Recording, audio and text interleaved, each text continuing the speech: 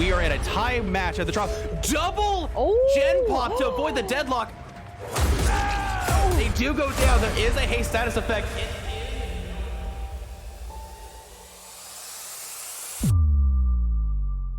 They do have to be careful here. The hatch is going to spawn momentarily. Dead Hard could get them the distance to get it too. Really smart play on the ace.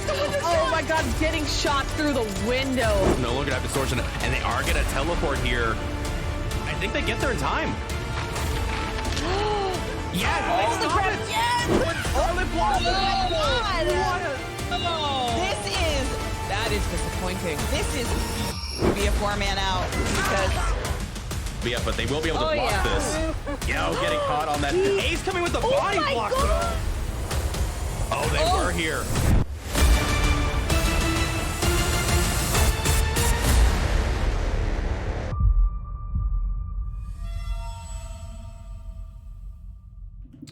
Hey, what is up, guys? It's Giltspire here, and welcome back to Champions of the Fog.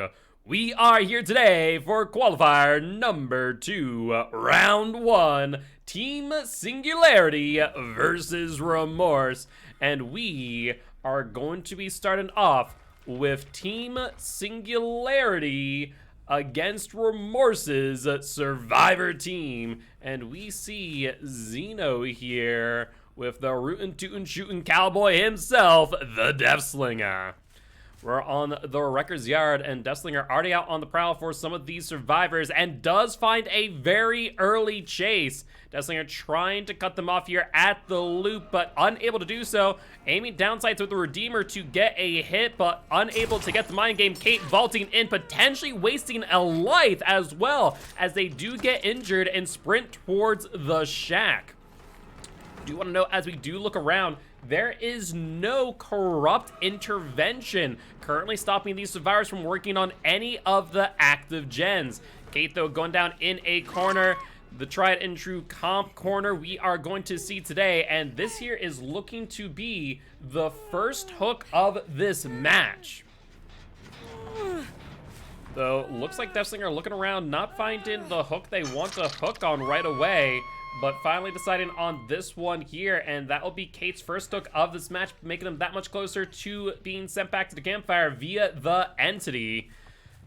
So far, though, some work on gens here and there, but Deathslinger not inclined to kick them. As of right now, the survivors are only aware of 2 perks, one of which being Dead Man Switch and the other being Sloppy Butcher.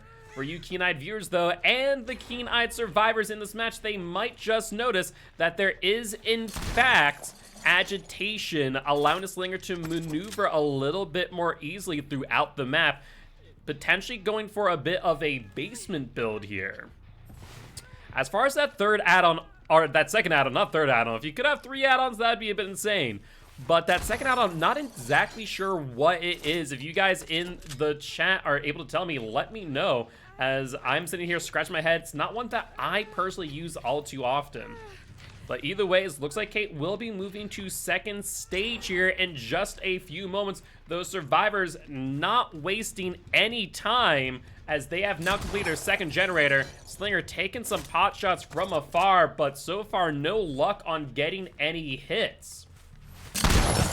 Looks like they will have her hit the Claudette, but opting to not actually follow through on the injure. Instead, trying to go for the pull out on the Kate, hitting Claudette once again with the Redeemer, putting into the mending status effect. But Kate getting a bit of distance here, trying to avoid the tunnel out. Looks like they are going to be going over to the crane. Deathslinger taking a shot, but unable to get the hit. Seeing their legs through the gap there, seeing if they could get an angle, but unable to do so. Looks like they're going to try for a little bit of a mind game here. Kate getting caught out as well. That there will be a down. If out of decisive strike, Kate will be sent back to the campfire via the entity quite early. However, these survivors have shown very clearly that they are sitting on those gens and are not deterred by the likes of Deadman Switch or Deadlock. And that will be the first kill of the match. 3 gens remaining. 2 gens completed thus far by Remorse's Survivor team. Double reload speed. Okay, interesting. That's not one that I see very often. Normally you see like the cigar, you see the prison chain, something to that degree, but double reload. That is actually quite fascinating. Makes sense why the Slinger has been so aggressive as they have been on these shots, not caring, as they are able to reload rather quickly. Yoichi, though, getting a little bit of distance here, moving into a tile. However, Slinger will be following, and looks like we're going to get a little bit of a shootout here. That Slinger thinking that Yoichi was going to go for a bit of a wide flick. Does not end up getting hit, and another gen will pop out on the distance. Yoichi, though, in a little bit of a corner here. Deathslinger with the shot and the hit. Yoichi about to go down. Looks like at the very least, we are going to see a potential 2K here by Team Singularity's killer, Xeno. And if there was no evidence before, there certainly is now. Agitation in full effect here, as they do end up getting him up on the hook. Survivor is fully aware of the entire build of Deathslinger, of Deadlock, Agitation, Sloppy Butcher, and Deadman Switch. They have seen it all, and I think it's quite clear that Agitation is playing its role quite well. Slinger, though, looking around, does see the unhook by the Nia. Will not be going for the tunnel, it would seem. Instead, going for the Nia for those additional fresh hook points. A little bit of flick there, but a miss, unfortunately, as Slinger does end up moving towards the shack, trying to get the shot on the Nia, but unsuccessful in doing so. And looks like a little bit of a stalemate here, as Slinger trying to get this down, but Nia, playing to all of her outs, does make it to the other side of the pallet successfully without getting down by the Slinger and his trusty Redeemer. 4th gen popping off here. And looks like we have the final gen, which has been worked on for quite some time. However, no regression on this build whatsoever to really manage these progressing gens.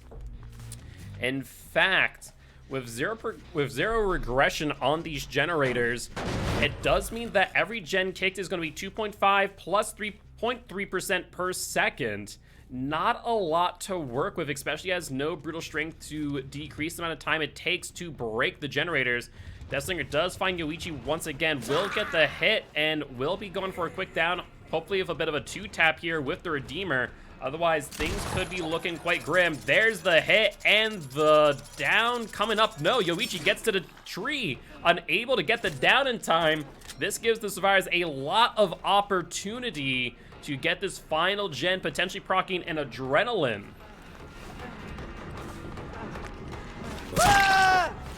All right, and that there will be the down. Deathslinger a little bit concerned, though, about the happenings of these survivors. Will go and check out the gen, not going for the down on Yoichi, potentially hoping for survivors to instead go after the pickup instead of the gens. Nia, though, taking their time at this loop, not getting faked out by the Deathslinger, will end up continuing the chase. Deathslinger, though, boxing him out, will miss on the flick, and Yoichi will get back up in the distance. Nia, once again, narrowly dodging the Redeemer shot. Fantastic job there. For those of you who are not aware, there is a noise notification when the Redeemer has you in its sights, and Nia potentially using that to their advantage, but only every chase can last so long, as Nia will, in fact, go down to the Deathslinger. And I think the Deathslinger got exactly what they wanted, a fresh survivor on a hook, though trying to get them over to the basement with agitation in hand. It's a little bit greedy, but I think they get there with the increased speed, and sure enough, there it is. Potentially the first and final hook for Nia here, as the last gen is completed. Scratch marks heading over towards the exit gate. Yoichi, another prime target. Realistically speaking, between Nia and Yoichi, the next hook and or progression are around the same as far as points are concerned, though it is potentially the wish of the Deathslinger here to finish off the kill. And looks like they're prowling around, looking at these exit gates, seeing if anyone's going to come for this unhook. Keep in mind, Nia did in fact get an unhook earlier, though Deliverance is not available to these survivors against the Deathslinger, and looks like we are going to see a 2-man out here, unless we got a sneaky Claudette coming into the basement last minute. But I got a feeling that ain't gonna be the case, as Nia is about to progress to second stage. So far, no sign of the survivors. Nia progressed to second stage. We are just waiting now for the potential escape of these survivors, though they might be opting to draw it out, see if the Deathslinger gets a little bit aggressive on the push out of these exit gates. About 30 seconds left on the clock before Nia is sent back to the campfire. They will, in fact, let go. And looks like they could be attempting for a hatch escape if, in instance, the Claudette did get cut out. And that is the case. Claudette getting blocked out from the exit gates. Deathslinger with the break. And now it comes down to this. This could move from a 2K to a 3K by that one little change. Though Deathslinger losing sight of the Claudette, finding them there at the corner. Hatch opening up, and there it is closed. Claudette is now in the run for her life, trying to get to the exit gate, but realistically speaking, Deathslinger just needs to block her out, wait for EGC. And Claudette trying to barter with Zeno here, but Zeno not having any of it, as that there will in fact be a 3K and a very good run here by Zeno and Team Singularity's Deathslinger, where we are going to get a fresh kill here on the Claudette, first to death right then and there. The only escape being the Yoichi, potentially a little bit of a misplay there by Remorse's survivor team. With that being said, though, that there will end the first trial of this match between Remorse and Team Singularity. We are going to be switching sides now, this time with Remorse on Killer against Team Singularity's survivor team. With that being said, we are going to go on a quick break. Before we do, though, as a reminder, guys, we are always appreciative of your support, as you, yes, you, the viewers, are our sponsors. So all the ads they watch, all the bits that I tip, all the subs they buy, and of course all the Rogue Energy buy using the code COTF goes supporting Shames of Fog and our prize pools for Group A and Group B. With that being said, we'll be back in just a bit.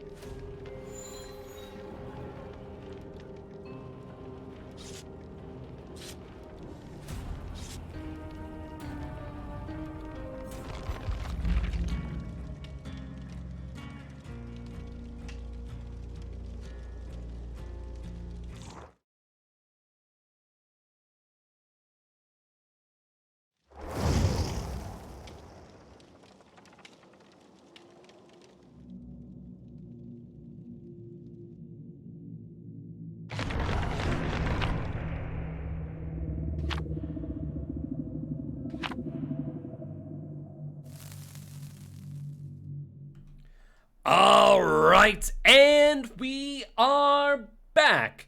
This time with Remorse's Killer versus Team Singularity's Survivor Team. As a reminder, we are in round 1 of qualifier number 2 for season 6 of Champions of the Fog. And we got a little bit of a demo puppy here on the Wrecker's Yard. Excited to see what they are able to do, as they are going to need to get a 4K at 5 gens in order to secure the win. Anything less than that will result in a loss for Remorse, and Team Singularity will move into round 2 1-0. Now, as a reminder, it is not impossible for a 2-1 record to qualify for this season, though it is up to tiebreakers at that point.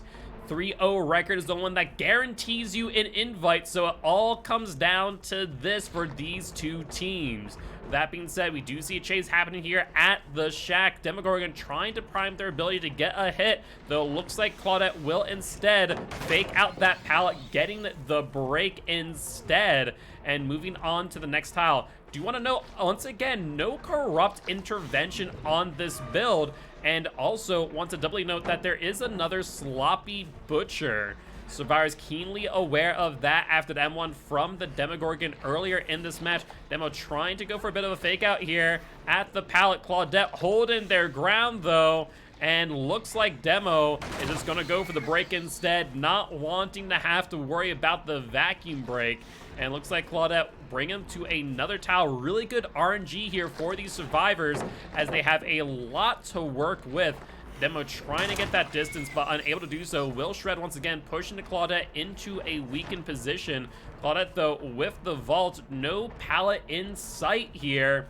And looks like they are going to be moving to this tile, but Demo just narrowly missing, as the first gen will pop off in the distance, revealing the existence of a deadlock to these survivors. 2 gens back to back, meaning that that generator over there deadlocked probably has a lot of progression too, so would not be surprised to see another pop here in just one moment. Unfortunately, Demo just unable to get the shreds, potentially getting a little bit frustrated there, as you see them looking up towards the entity saying, why me, why me?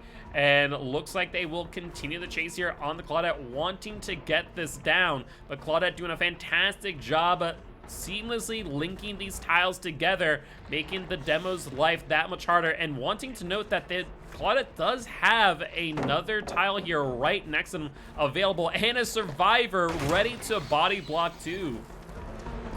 Things are looking quite grim here, as we haven't seen that 3rd gen pop off, surprisingly enough. However, Ace now the target of the Demo's ire, and looks like they will commit to this chase. Ace, though, taking a bit of a wide turn, not going about, trying to fake out the swing. Ada coming in, taking another body block. This team working together quite well to make the Demo's life as hard as possible. And a balanced landing coming in. Demo could go for the long-range shred, but does not do so. Claudette back with the body block. This is a wonderful sight to see from a survivor perspective. However, as the killer, I can only imagine the amount of frustration involved in all of this, as all 4 survivors now injured. They are through with the body blocking at this point in time. Unless we see a quick heal and intervention by the survivors, though we are seeing them go to an LT wall, actually going further back into the map where this tile exists. And it looks like Demo gonna try and box them out here. Ace, though, not going for it, will instead get down right at the pallet. They are crawling towards it. Potential that a survivor will come in for a pallet drop, but no sign of them, as Ace will, in fact, get hooked for the first time of this match. Demo going to be putting down a portal in front of Ace's hook as well.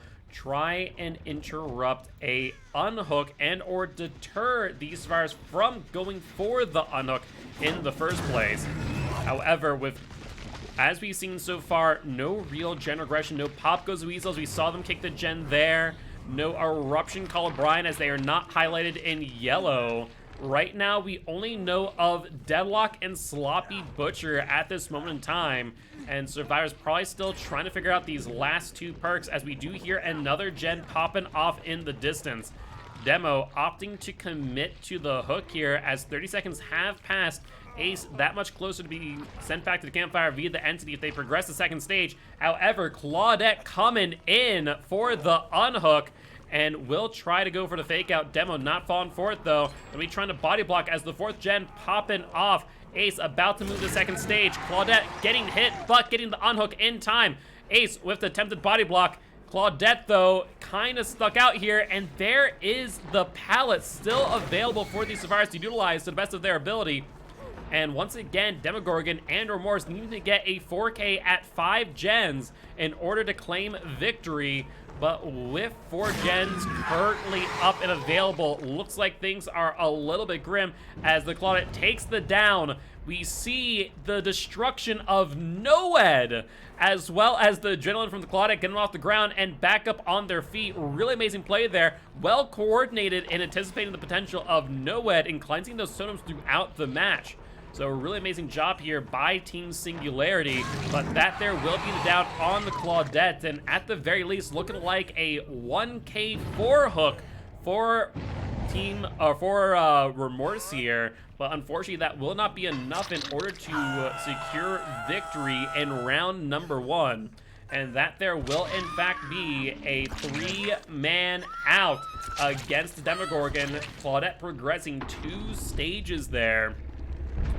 That being said, that there will end round number 1 of qualifier number 1.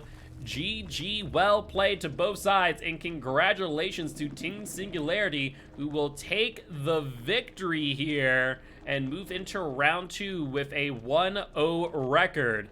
As a reminder, though, for Team Remorse and those watching here today, it is not impossible to get an invite to Season 6 of a 2-1 record. We saw it yesterday. 3 teams tied 2-1 record. Tiebreakers shook out, and Demise came out victorious for the second invite. But with that being said, we'll have to wait and see what these last 2 rounds have in store. Before we do go, though, we do want to make sure we remind you once again today that we are partnered with Pugdom.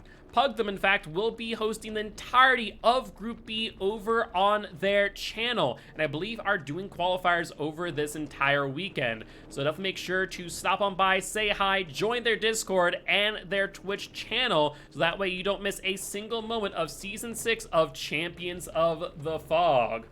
With that being said, we are going to go on a quick break as we wait for the final few matches to wrap on up. With that being said, guys, don't go anywhere as we have plenty of more matches for you today, and I will see you soon.